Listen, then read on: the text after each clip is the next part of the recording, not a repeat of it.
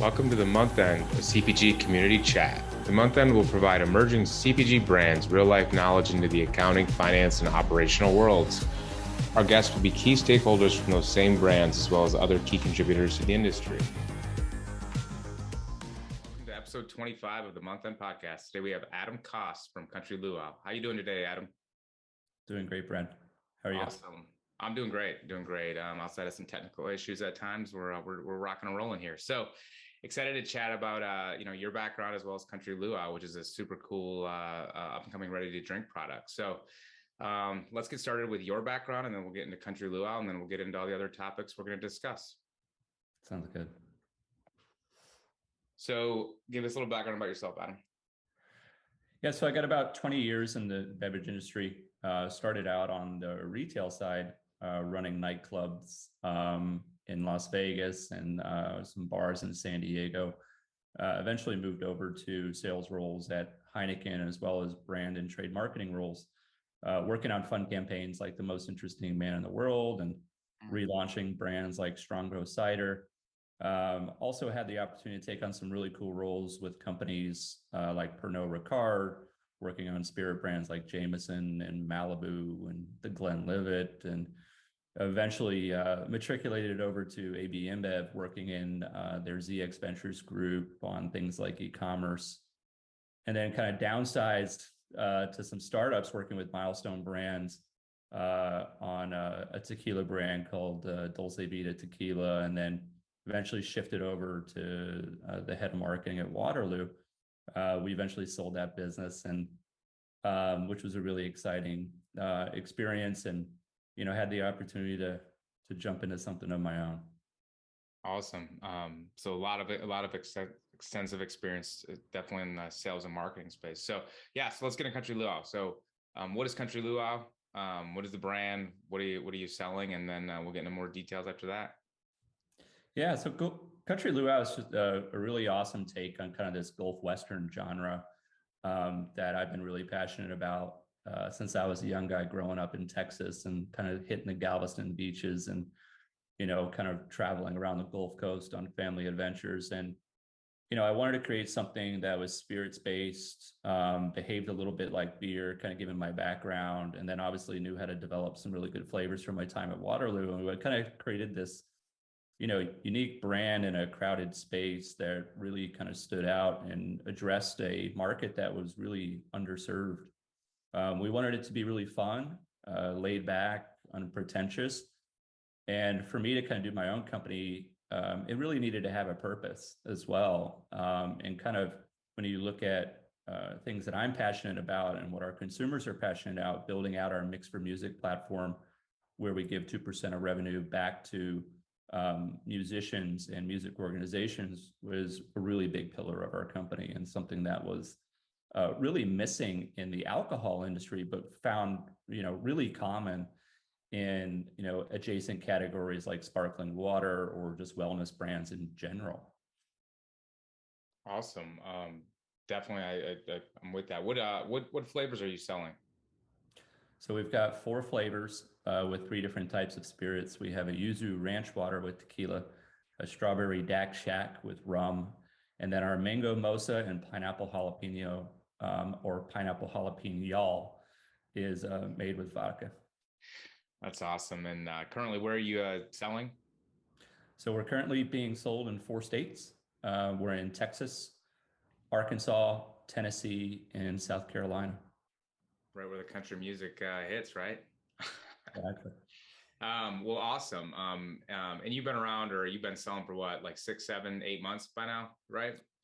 We launched the brand right at the end of March, if not early April, and seen some really incredible traction with the consumer. We're still really in that market validation phase, but I think we've come out with some really awesome insights and a game plan that allows us to create some predictable results around the country. Awesome. And then outside of that, like, how are you being just from kind of this Mix for Music program? I'd love to get a lot into that a little bit more, as well as kind of a reverse influencer. Like, how are you kind of doing this kind of unique, cool marketing play to help support, your product growth, but also like, musicians, as you've already kind of discussed? Yeah, we have two ways we attack it. One is through a grant program, which musicians can find on our website, where they apply essentially for a grant. We review their application with a lot of our partners, and we decide to give them money to fund things like studio hours or mastering an album or a piece of equipment they need, or over the summer, even there was a case where it was gasoline so they could make it to a show in another state. So we're really focused on the emerging musician in that space. And then what we like is that that's scalable to every local market around the country, and being able to recruit emerging musicians in those music economies. And then secondarily, we have a grant program, or not a grant program, but we support music organizations like Music Health Alliance, which is a national music organization. And they really focus on health insurance or health problems that musicians that are usually underinsured, and giving them the medical support they need, which can be really kind of a critical need for musicians once they get ill.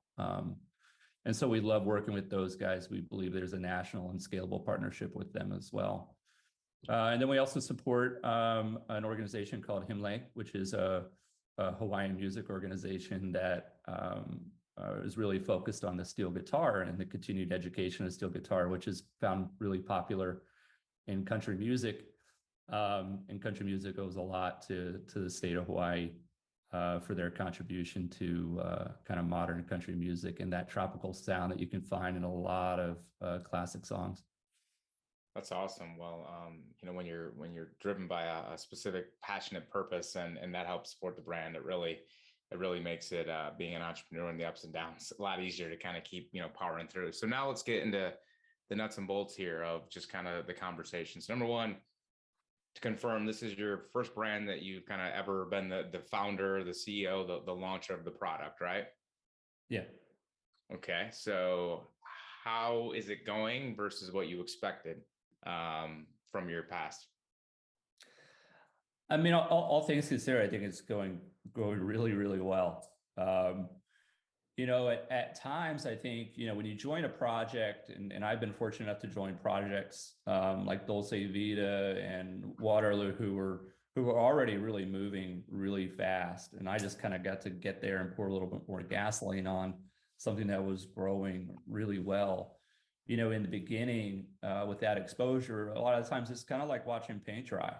And, you're so used to kind of explosive growth on the brands that you've had the good nature to have worked on, like Dos Equis or Jameson. Everything was growing 30 to 60%, and on the startups, even greater growth rates there. So, but when you're getting started, it can feel really hard kind of when you don't see those familiar growth rates. So, but you have to really kind of settle into what is your forecast, what was reality based on. And so far, we're delivering our expectations and a bit more. Awesome. And then what hats you wear? You wear all hats? Do you have other employees, consultants? Like, what does your day-to-day look like, I guess is what I'm trying to say. Yeah. So far, technically, I wear all the hats, but I've been able to kind of find partners like Accountfully to support me on kind of the finance end of things, and a good agency called Proof to help me on the creative end of things. And then, also finding partners to help us outsource some of our sales functionality as well. So it's really about, before you build out an organization, find really good partners to help you in the early phases that act as extensions of the company, but you don't need to necessarily hire those out day one. And then, of course, I'm really kind of ingrained in kind of the marketing side of things and our distributor expansion strategy and route to market strategy.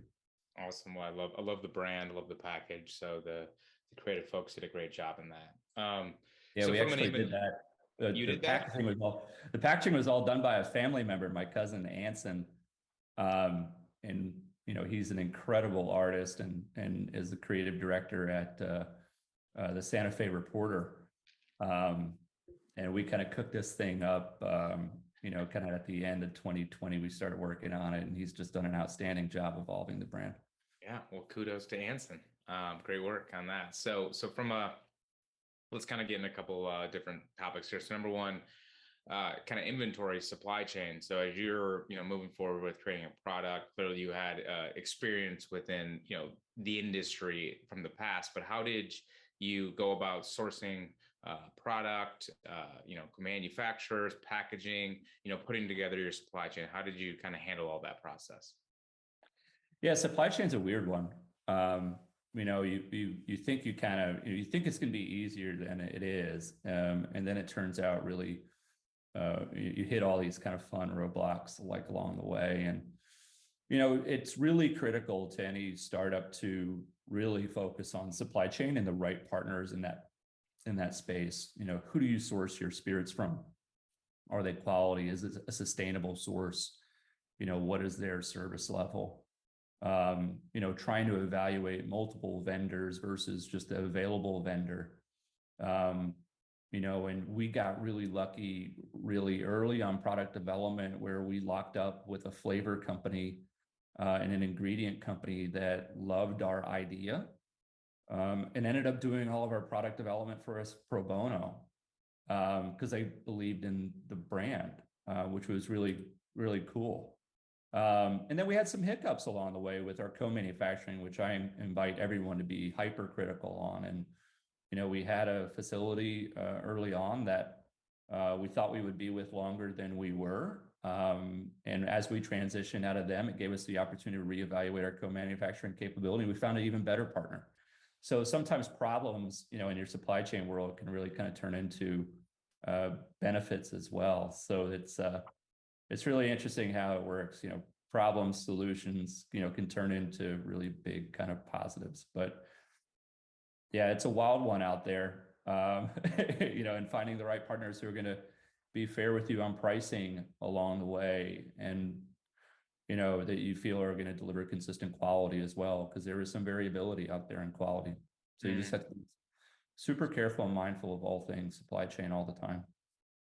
Yeah. I think people would have drank Country Luau in the Wild Wild West, right? That's kind of the vibe. And I kind of joke, it's kind of like the Snoop Dogg quote, I got my mind on my margins and my margins on my mind. Yeah. So supply chain is obviously critical to that. So always be thinking margin. Is there specific kind of KPIs you look at, like from, you brought up your co-man and always assessing and reviewing, like, is there specific KPIs that like someone can or you review or look at in relation to your co-mans or supply chain? Clearly cost, delivery, timing, but like, what is there anything specific else that you look at or you are starting to look at more and more? Well, it's obviously, on the co-man side, you're always looking at yields, right? So what percentage yield do you get out of kind of your raw materials that you're working with? For us, we're not, at such volumes yet. So, some of our ingredients that we buy, we do have some spoilage on because we don't use all of them. So you have to kind of build that into your margin structure as well. Lead times are not necessarily a KPI, but something to be mindful of, because your longest lead time ingredient is your bottleneck to your next production run, right? And then kind of, payment terms and working capital flow is obviously very critical to how you want to build inventories, and your ability to forecast the future is hypercritical to working with partners and making sure you have, the space to produce when you need it, right? And that's not necessarily a KPI either, but the master KPI is continually looking at margin improvement, on the supply chain, co-manufacturer side, ingredient side. It's always putting pressure on that. I think a lot of young founders that I've advised in the past don't really keep an eye on it as much. They're more concerned about revenue. Yep. Mm-hmm. And they're just like, wow, we have revenue. It's very exciting. But, we found a 10% increase in margin between our first run to second run. That's a fist pump, yep. And so it's really that one KPI is going to kind of dictate your future. So it's working capital and margin are critical. Yeah, it always goes back kind of the basics. And I feel like there's kind of getting a shift from revenue growth across kind of just small businesses in general to margins, kind of profitability. I feel like it was lost for a while, and I think it's starting to kind of come back just from where we're at in the kind of the overall economy and stuff today, just from my visibility. How do you manage inventory? When do you reorder? What tools are you using for all that? Still just using kind of spreadsheet math. We're not big enough to really warrant any specific kind of tools to do that. I think we are always kind of looking at velocities relative to our distribution, kind of where we're going to move next, forecasting on that. And then, in the early phases, we've just gotten, a lot of benefit from having a product with a really, really high quality product with a really great shelf life. So we can build inventories and not necessarily have so much concern about spoilage because our product is designed to be very shelf stable. So that was all part of our product design strategy. Where, other founders who are using kind of a lot of fresh ingredients that oxidize very carefully, they're going to be under far more pressure given kind of lower shelf life. So, we've got a great shelf life, which allows us to kind of get in front of inventory. And I think as we grow, we'll start trying to, again, increase our inventory turnover ratios throughout the year and produce more frequently with less volumes as we kind of hit those minimum order runs and can do that more frequently. Awesome. So then how are you managing kind of cash when buying inventory, number of days, to your point, like your product's shelf stable, so it's longer, number of days of inventory on hand, your overall cash cycle from when you outflow cash to when you receive cash from your customers. How do you view or like look into that function? Yeah, so like the cash conversion cycle is really important along the way. We'll take, early on, I think it's better to be de-risked on the co-manufacturing side. Obviously, minimum order quantities also push you up into taking more inventory on in kind of your early phase, especially if you want to get into a quality co-man, because most of them won't allow you to do low MOQs that are worth a while. You can jump into kind of a lower quality co-man that'll, run you 1,000 gallons at a time, but generally their prices are high and their quality is low. So it's a perfect storm for risk or having some sort of failure along the way. So, early on, if you are fortunate enough to raise enough capital, you can build an inventory and you can kind of be mindful of the inventory cycle, or you can be less concerned about kind of, always producing a new batch of product, right? But you have to design the product well, and it all starts from concept, and not all brands are designed that way. So it's different for every founder and team. 100%. Definitely agree with you on those aspects. From an aspect of, you come from the sales and marketing side of things, like what is your KPIs you're viewing on kind of the sales marketing side of things? So you already talked about margins, but, just from a cost or customer lifetime value or kind of metrics like that, do you use those or other ones? Yeah, so alcohol is tough, right? Because it's a kind of it's a challenging category to gain data on, right? So, you start to look at your market, if you look at a geography, you look at revenue, you look at your marketing investments, you look at your working media, your non-working media, and you start to kind of develop a contribution margin by market. And I think that's the best way for me to kind of look at the business as a CM on a geographic basis.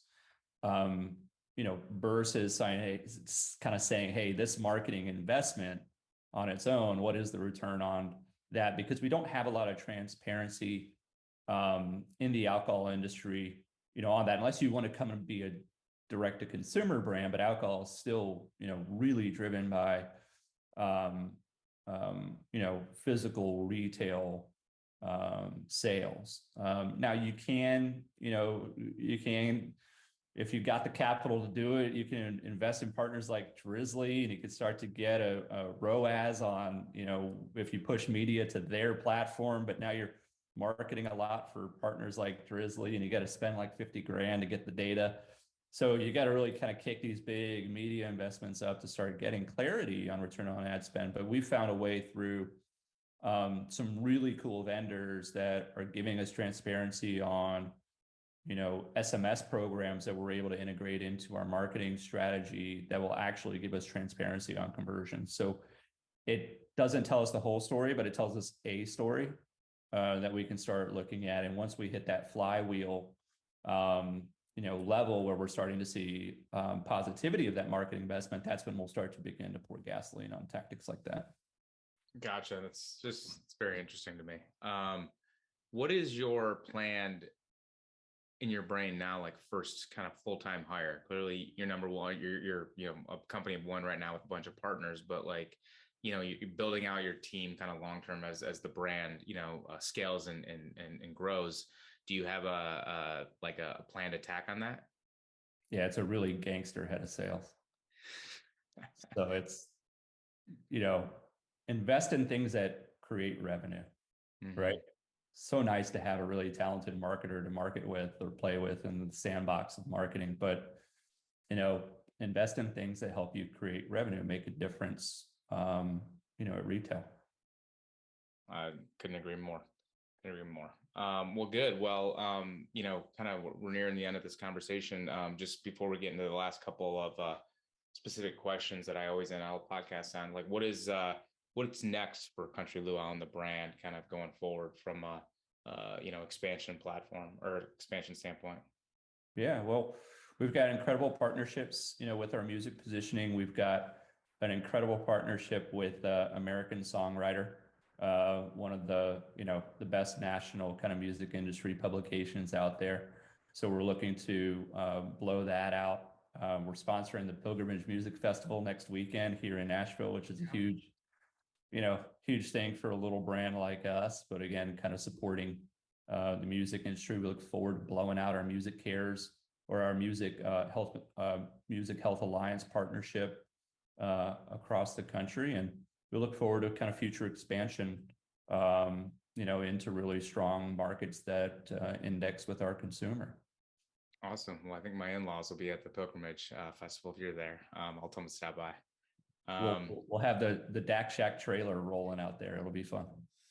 What's your favorite flavor, by the way? I tend to lead with yuzu and pineapple. Those are my two jams that I end up kind of hitting really, really easily. Yuzu is just so citrusy and light and delicious, and is a really kind of fun modern take on a really crowded and homogenous ranch water segment. Yeah. And then pineapple, I call it sessionable spice. I like a little hey, how are you in my drink every now and then, and I love a good grilled pineapple flavor. So you can drink a handful of those, you won't be overwhelmed by the heat, and it's just really fun. All of them are hyper refreshing and sessionable, which is really great. What's the alcohol percentage on them?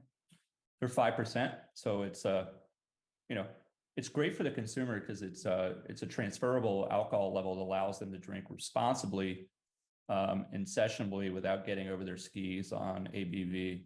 It's kind of in this category where refreshment is driving a lot of consumer choice. Yeah. Refreshing and super high ABV is a dangerous thing for consumers.